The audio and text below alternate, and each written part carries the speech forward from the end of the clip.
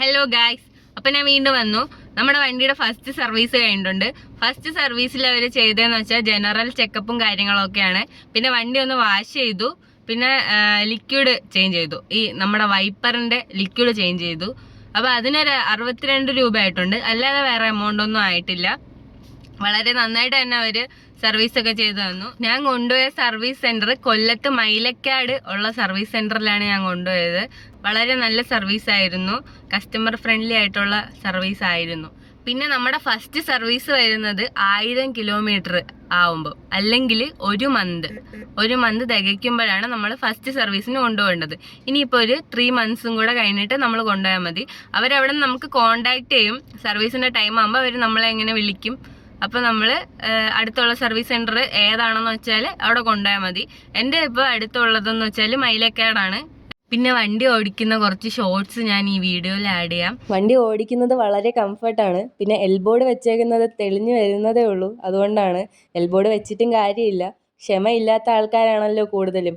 എന്നിരുന്നാലും ക്ഷമയുള്ള ആൾക്കാരും ഉണ്ട്. കാർ ഓടിക്കാൻ വേണ്ടിയിട്ട് ഭയങ്കര പേടിയുള്ള ഒരാളായിരുന്നു ഞാൻ. എന്നുവെച്ചാൽ റോഡിലോട്ട് ഇറക്കാൻ എനിക്ക് പേടിയായിരുന്നു. എന്നാൽ ഇപ്പം എനിക്ക് പേടി കൂടാതെ ഓടിച്ചുകൊണ്ട് പോകാൻ പറ്റുന്നുണ്ട്. ഈ ബാക്കിൽ വെച്ചേക്കുന്നതെന്ന് വെച്ചാൽ നമുക്ക് പെറ്റ്സിനൊക്കെ കൊണ്ടുപോകാൻ പറ്റും. അങ്ങനെയുള്ളൊരു സീറ്റ് കവറാണ് ഇത്. വളരെ ഉപകാരമുള്ളൊരു പ്രോഡക്റ്റാണ്. കാരണം നമുക്ക് സീറ്റിലൊന്നും അഴുക്കൊന്നും ആവത്തില്ല. അവർ കംഫർട്ടബിൾ ആയിട്ട് ഇരിക്കുകയും ചെയ്യും. പിന്നെ എനിക്ക് പറയാനുള്ളത്, ഒരു ഉപദേശമായിട്ടൊന്നും എടുക്കണ്ട. കാരണം ഉപദേശിക്കാൻ ഞാൻ ആരും അല്ല.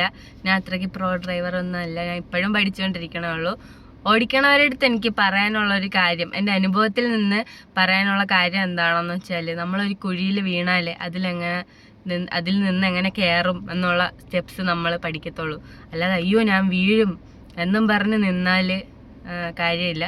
നമ്മളിപ്പം വണ്ടി ഓടിച്ചാലേ നമ്മൾ പഠിക്കത്തുള്ളൂ. അല്ലാതെ എനിക്ക് ആഗ്രഹമുണ്ട്, ഞാൻ ഓടിക്കാൻ നോക്കാം എന്നും പറഞ്ഞ് പിന്നെ ഓടിക്കാം, ഇപ്പോൾ ശരിയാവത്തില്ല, നാളെ എന്നും പറഞ്ഞ് മാറ്റി വെച്ചാൽ നമ്മൾ ഒരിക്കലും പഠിക്കത്തില്ല. അപ്പോൾ എനിക്ക് പറയാനുള്ള കാര്യം എന്താണെന്ന് വെച്ചാൽ, നിങ്ങൾ ഒരു വണ്ടി വീട്ടിലുണ്ടെന്നുണ്ടെങ്കിൽ ഓടിച്ച് പഠിക്കുക. വണ്ടി ഇല്ലാത്തവരാണെങ്കിൽ എടുക്കാൻ ഭാഗ്യമുണ്ടാവട്ടെ എന്ന് ഞാൻ പ്രാർത്ഥിക്കുന്നു.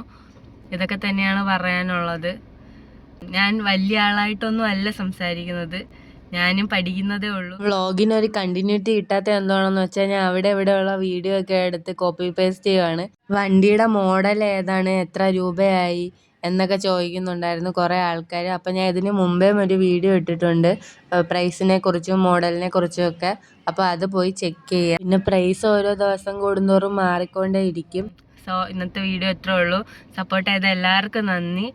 ഇനിയും ഈ സപ്പോർട്ട് കൂടെ ഉണ്ടാവുമെന്ന് പ്രതീക്ഷിക്കുന്നു. അപ്പോൾ thank you for watching, thank you for supporting.